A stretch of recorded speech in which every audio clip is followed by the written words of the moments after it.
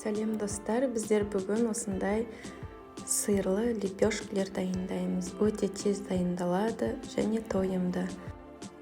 Видеоны толықтай көрмес бұрын мен каналыма тіркеліп, лайк басып кетуді ұмытпа. Ең алдымен жылы суымызға жылы сүтімізді құйып, сұйық майымызды, жұмыртқамыздың сарысын, қопсытқышымызды салып, және бір шай қасық тұз салып, араластырып, оның үстіне ұнымызды салып, қамыр иілейміз.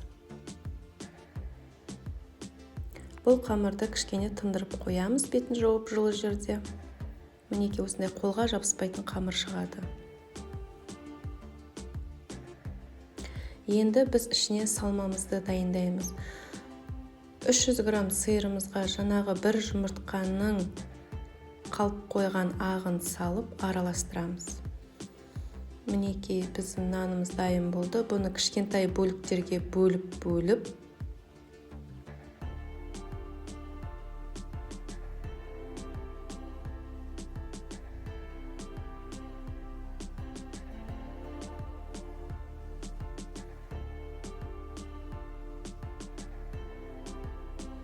ұнымызды сеуіп, оқтаудың көмегімен жайып шығамыз. Қамырымыз өте жіңішке де, өте қалың да болмау керек. Осылай сиырымызды салып, жан-жағын жауып, ішіндегі ауасын шығарып, міндетті түрде жан-жағын кесіп алып тастаймыз да, қызып тұрған табаға екі жағын пісіріп аламыз. Табамызға майда ештеңе де жақпаймыз, тек өзін ғана пісіреміз. Сары түске енген кезде келесі жағына ауыстырамыз. Осы піскен нанымыздың үстіне сары майымызды жағып, жинай бастаймыз.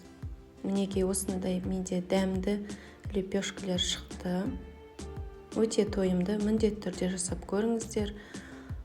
Видеом ұнаған болса, менің каналыма тіркеліп, лайк басып, қоңыраушаны басып қоюды ұмытпаңыздар. Астарыңыз дәмді болсын. Сіздермен болған Ақмарал.